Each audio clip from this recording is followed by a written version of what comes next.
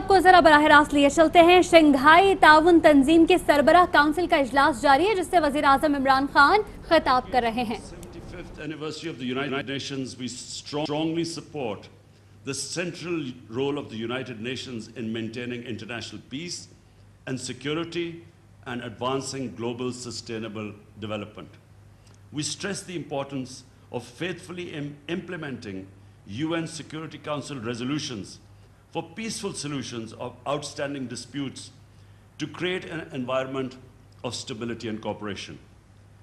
Unilateral and illegal measures to change the status of disputed territories in violation of the UN Security Council resolutions run counter to this objective and adversely affect regional environment. Such measures must be condemned and opposed resolutely for being in violation of the SCO Charter and its well-established principles of interstate relations. Excellencies, I have consistently stressed that there is no military solution to the conflict in Afghanistan and that a negotiated political settlement is the best way forward. As a shared responsibility, Pakistan has steadfastly supported the Afghan-led and the Afghan-owned peace process. Our positive contribution facilitated the US-Taliban peace agreement. The Afghan parties must seize this historic opportunity, work together constructively and secure an inclusive, broad-based and comprehensive political settlement through intra-Afghan negotiations. Reduction in violence is absolutely imperative to help strengthen the momentum reached through these positive developments.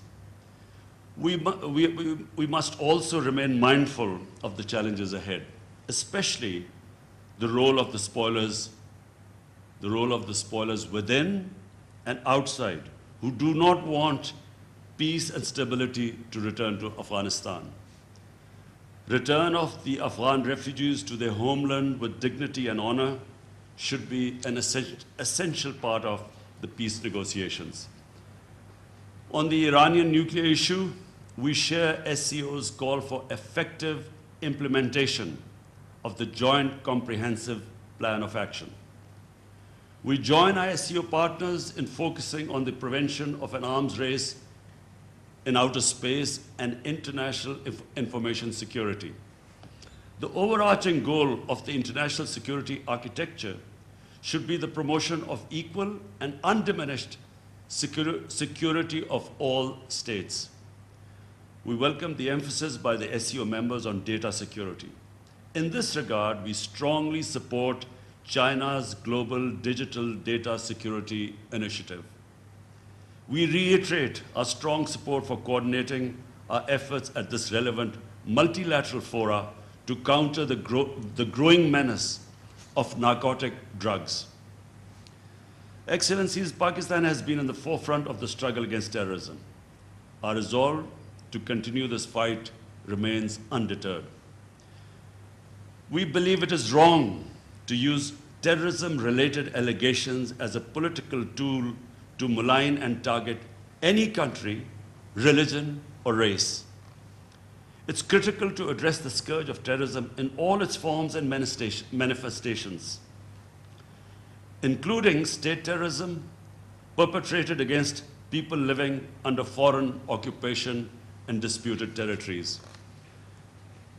As we commemorate the 75th anniversary of the defeat of Nazism and fascism during the Second World War, we must learn lessons from history and work to ensure against the resurgence of such destructive ideologies.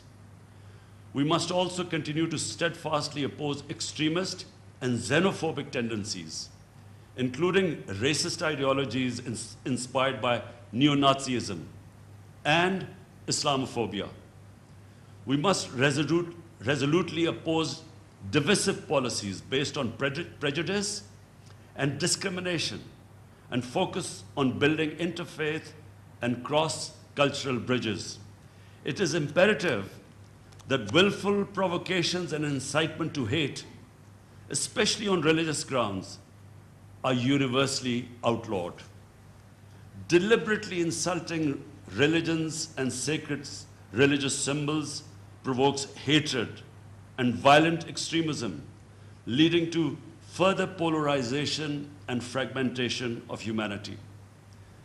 Therefore, SCO members should continue to call for mutual respect of all religions and beliefs, and for fostering a culture of peace, fraternity, and harmony. Excellencies, my government is particularly focused on providing relief to the poor segments of the society. And this inspiration we have got from the way China raised 700 million out of poverty in the last 30 years.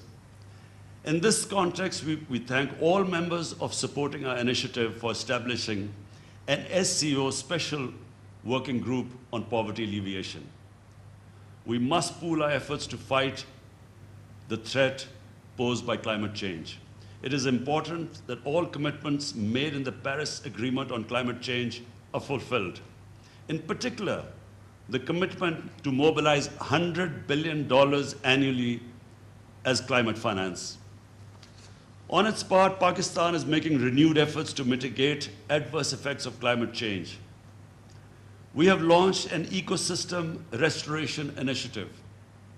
I repeat, ecosystem restoration initiative, which includes the planting of 10 billion trees in the next 3 years. Fighting corruption and economic crimes is another important area of focus for my government. We welcome SCO's emphasis on strengthening international cooperation in fighting these menaces. We must firmly oppose illicit financial flows from developing countries, which impoverish these nations and severely retard their development endeavors. Efforts must be made to bring back the stolen wealth to enable the affected nations realize their legitimate aspirations for development and a hopeful future. I would like to express Pakistan's gratification on becoming a member of the SCO Youth Council. With 65% of our population under the age of 30, Pakistan highly values cooperation in tapping the immense potential of our youth and involving them in the socio-economic uplift of our societies.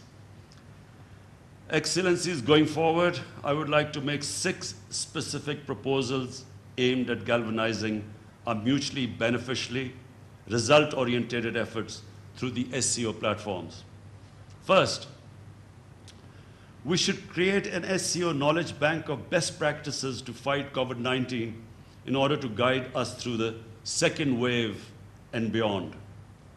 Second, we should work out a strategy as an SCO action plan to mitigate the effects, the adverse effects on the economy of COVID-19. And it should be short-term, medium, and long-term, including by prioritization an SCO unified framework for emergency preparations developed in consultation with the WHO. Number 3, we should take a united stand that the COVID-19 vaccine must be viewed as a global public good, affordable and accessible to all.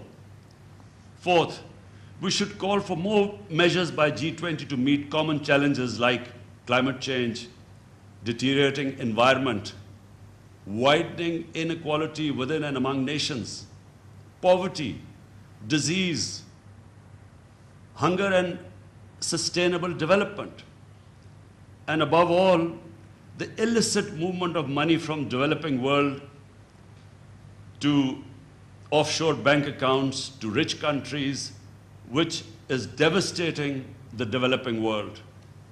Fifth, we should formulate a multi-year SCO youth strategy with a focus on building partnerships among educational institutions. Sixth, we should develop SCO partnership for technology, offering scholarships and exchange programs for youth in the scientific field. I wish this meeting all the success. Thank you.